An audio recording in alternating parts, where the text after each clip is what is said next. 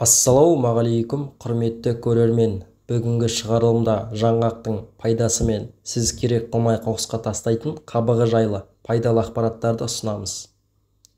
Жаңғақтың дене үшін пайдасы санап бітіре алмайтындай дәрежеде өте көп. Калий, магний, фосфорға өте бай. Құрамындағы жоғарғы мөлшерде протеин және омега-3 элементі бар. Жаңғақ әсерлі калория, протеин, талшық, витамин және минерал көзі. Жаңғақ дәнінің беткі қабатының қыртыстарында мидың көрінісіне ұқсайды. Күніне 1-2 дана жаңғақ жеу ми саулығы мамандары тарапынан табандылықпен ұсынылуда. Жаңғақ біршама ауруға ем, біршама аурудың алдын алады. Мысалы, ісік қалыптасуына бөгет болады, сүйек және тістерді қуаттандырады, шаршағанды кетіріп, денеге қуат береді, туберкулезден қорғайды.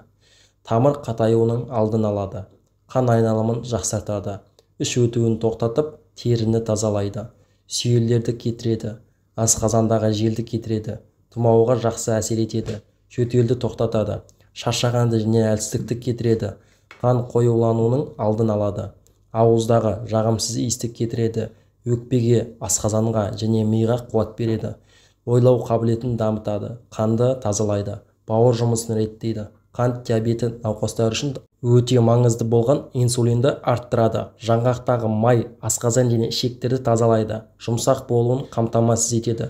Жаңғақтың майы беттегі дақтарға жағылып, массаж жасалса кетеді. Балмен араластырып желінген кезде суық тиген асқазанға жақсы әсер етеді. Жаңғақтың жапырағынан алынған люголь элементі фармакологияда қан тазалаушы және қуат беруші ретінде қолданылады.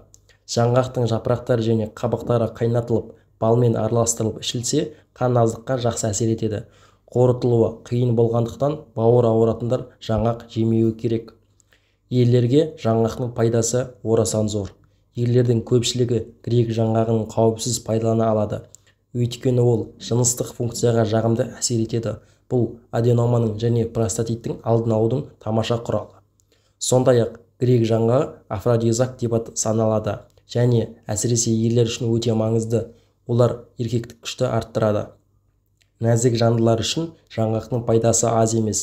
Әсіресе жүктілік кезінде пайдаланылатын жаңғақтың аз мөлшері дәрумендік кемшіліктерге қарсы өте жақсы профилактика болады.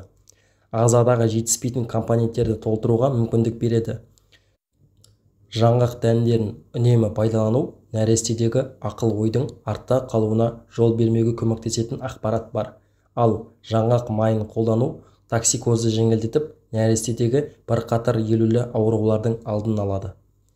Егер емшек емізетін әйелдер қалыпты мөлшерде жаңғақ жесе, олардың сүті құнарлы болады және нәресте үшін қажетті элементтермен байытылады.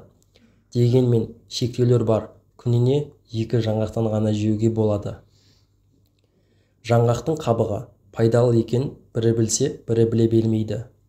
Жаңғақ қабығы өзегі сияқты дәрумендер мен минералдарға бай. Ол жүздеген жылдар бойы дәрілік және косметикалық мақсаттарда белсенді түрде қолданылып келеді. Қабық дәрілер ми мен қалқанша безінің жұмысын жақсартады. Улану мен ас қорытуды жеңуге көмектеседі. Жаңғақ қабығының құрамы ағаш өсетін аумаққа, топырақтың сапасына және аймақтық климаттық жағдайларына байланысты. Өнімде витаминдердің көп мөлшер бар. С, Е, В2, В9. Қабықтың құрамында бағалы минералдар бар. Иод, мырыш, магний, калий, темір. Жаңғақтың қатты қабығында биологиялық белсенді заттар да бар. Алкалоидтер, карбон қышқылдары, кумарин, стероидтер, органикалық қышқылдар, фенолдар, таниндер. Жаңғақ қабығының пайдалы қасиеттері қалқанша безінің жұмысын жақсартады. Қабынуға қарсы қасиеттері бар. Қатерлі ісіктердің өсуін баяулатады. Қан тамырларын нығайтады. Ас қорыту процесін қалыпқа келтіреді. Қант диабетінің алдын алуда қамтамасыз етеді. Терінің қорғаныш қасиеттерін жақсартады. Жараларды, кесулерді және күйіктерді емдеуді тездетеді. Буындар мен сүйектерді нығайтады. Әйелдер үшін әйелдерге арналған қабықтың пайдасы жүйке жүйесінің жұмысын қалыпқа келтіреді. Ұйқысыздықпен күреседі. Гормоналды фонд тұрақтандыруға көмектеседі. шаш пен тырнақтарды нығайтады, теріні серпімдетеді, ұрпақты болу жүйесінің жағдайын жақсартады. Жаңғақ қабығы гинекологиялық аурулардың емдеу үшін қолданылады. Миома, фибромалар, жатыр мойнының эрозиясы, аналық бездердегі кисталар. Жаңғақ қабығының көмегімен диареямен күресуге болады. Ол үшін мына рецепті қолданып көріңіз. 10 жаңғақ қабығын қолыңыздан келгенше ұнтақтап, үстіне 400 мл су құйып, баяу отта түсі қарайғанша қайнатыңыз. Диарея тоқтағанша күніне 3 рет 3-4 мезгіл бір ас қасықтан ішіңіз. Ескерту: жаңғақ қабығы тап-таза болуы керек. Тері бөртпелерін емдеу үшін 300 грамм жаңғақ қабығын ұнтақтап, 1 литр суға салып, 4 сағат қайнатыңыз. Дайын қоспаны суытып, сақымдалған жерлерге күніне 2-3 рет мақтаның көмегімен жағыңыз. 100 грамм жаңғақ қабығының құрамында 0,81 грамм май, 2,53 грамм ақуыз, 3,64 грамм экстравитті заттар, 6,69 грамм талшық, 1,64 грамм күл. Осы себептен жаңғақ қабығын қоқысқа тастамай, керегіңізге қолданыңыз. Қабықты қолданар алдында дәрігермен кеңесу керек. Өнімді бақылаусыз қолдану денсаулыққа байланысты елеулі проблемалардың қауіп тудырады. Адамдар дәрігерге жеке сезімталдық бар, нәтижесінде ол ауруға аллергиялық реакциялар тудырады. Жаңғақ қабығын бақылаусыз пайдалану мыналарды тудырады: мигрен, ұйқысыздық, аллергияның тері көріністері, ас қорыту бұзылысы. Қабықты дәрілік мақсаттарда шамадан тыс пайдалану аутоиммундық ауруларды және ас қорыту жүйесінің созылмалы патологияларын күшейтуі мүмкін.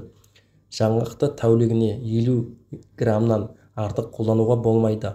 Жаңғақты артық қолдану зиянды бездердегі қабыну, стоматит, ми қан тамырларының спазмы, колит пен псориаздың өршуі түрінде көрінуі мүмкін.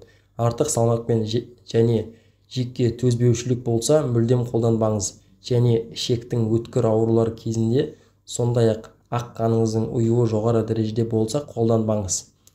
Құрметті көрермендер, шығарылым пайдалары жаңғақ туралы жаңа ақпараттар білген болсаңыздар, арнаға тіркеліп қоңыраушаны басуды ұмытпаңыздар. Қазақ тілді қоғамда бірге дамытайық. Келесі кездескенше аман сау болыңыздар. Видеода барынша дұрыс дыбыстауға тырыстым, тамағымның ауырғанына байланысты.